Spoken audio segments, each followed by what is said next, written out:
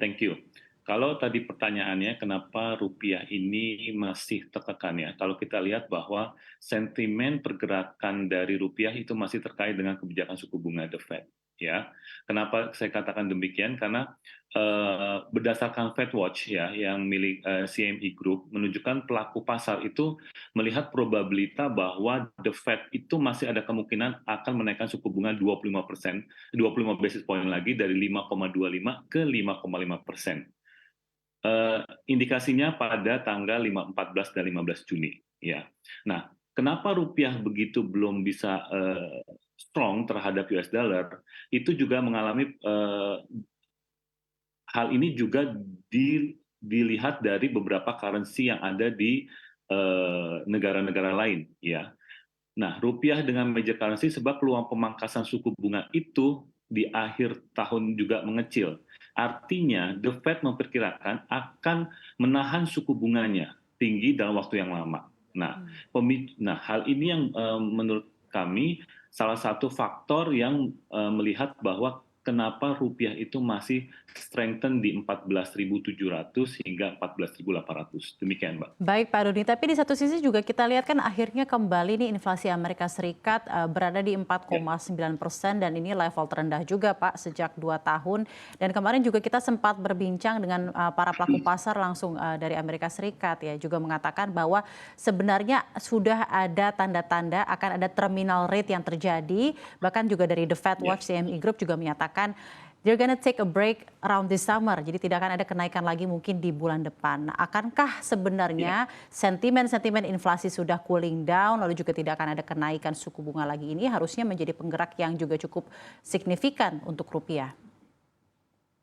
Jadi rupiah itu kalau kita lihat memang flow asing khususnya di instrumen bond market itu cukup baik, cukup banyak ya. Karena kenapa? Karena kalau kita lihat 10 years bonds rupiah itu masih di level 6,4, 6,5 masih menarik, sedangkan 10 year bonds-nya US dollar itu berkisar 3,3. Berarti di situ masih interest gap diferensial antara 10 years bond rupiah dan US itu masih cukup bagus. Itu yang menyebabkan kalau kita lihat beberapa waktu ini pihak asing banyak masuk sehingga rupiahnya bisa menguat. Nah, kalau tadi pertanyaannya kenapa hal itu bisa terjadi, yang menjadi kita faktor adalah mengenai inflasi Amerika. Kenapa saya katakan inflasi Amerika? Kita tahu inflasi Amerika itu pernah di 9%. Kemudian inflasi terus menurun.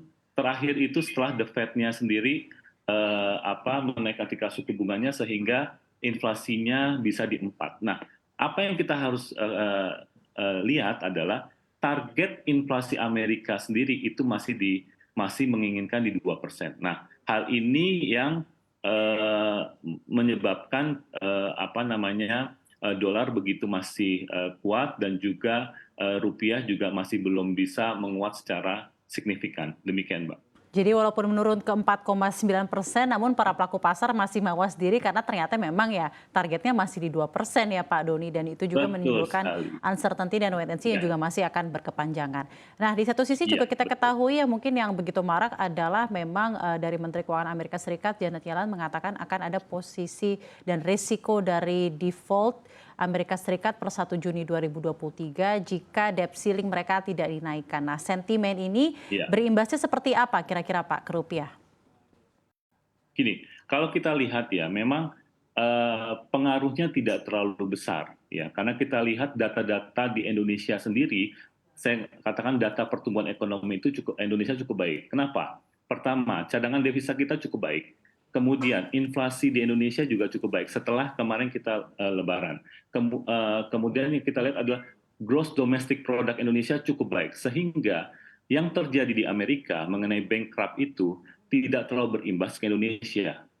Itu yang salah satu yang kita harus cermati, bahwa pertumbuhan ekonomi dari beberapa faktor yang saya sebutkan termasuk yield 10 bonds kita rupiah itu juga sangat menarik. Jadi Ya. menurut saya kondisi di Amerika itu belum membawa banyak pengaruh ke Indonesia. Demikian, Mbak. Baik, tidak akan terlalu berpengaruh terhadap ekonomi Indonesia. Lalu bagaimana juga dengan rupiah dan pasar keuangan kita? Dengan begitu banyak sentimen buruk yang ada di developed markets, dalam hal ini negeri Amerika Serikat, akankah ini sebenarnya akan menjadi buah keberuntungan tersendiri untuk emerging market seperti Indonesia, Pak Doni? Ya, kalau mengenai emerging market tentunya ini cukup baik ya yang terjadi di Amerika. Jadi impact-nya pun kita rasakan ya beberapa kali kita lihat US dollar-nya di 14.600, 14.700 dan juga flow asing juga turun banyak. Ini juga memberikan angin segar terhadap emerging market khususnya di Indonesia dan kawasan Asia terhadap kondisi yang terjadi di Amerika. Demikian.